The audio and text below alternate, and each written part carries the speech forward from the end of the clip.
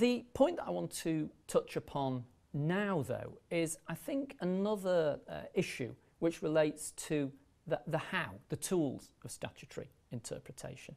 Now, there are complex rules that I'm not going to go into that relate to how particular words in statutes are to be interpreted.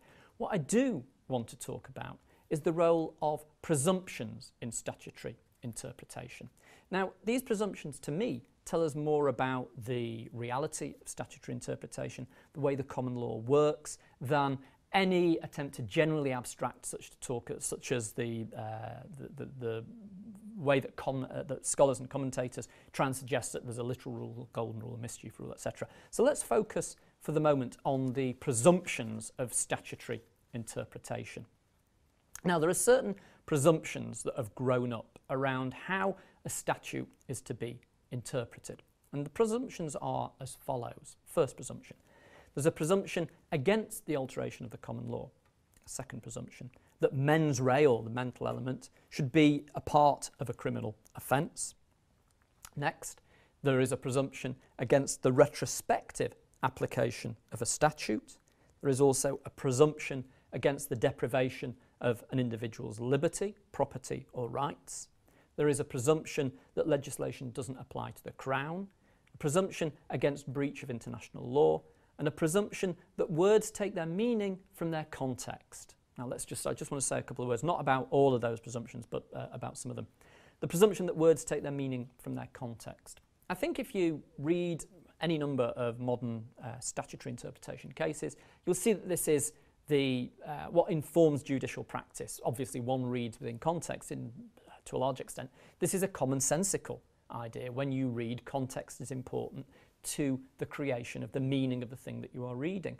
And that context in legal interpretation is often the context of the law. So I think if one wants a basic guide, a basic understanding of what is going on here, then the context is all important as the guide to interpretation.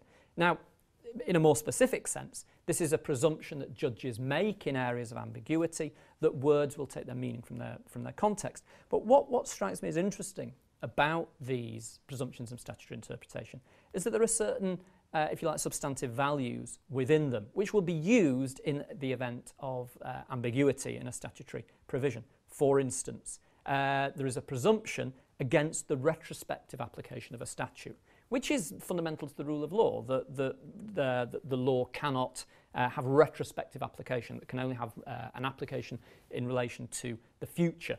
If you think about it, the retrospective application of law is fundamentally a bad idea.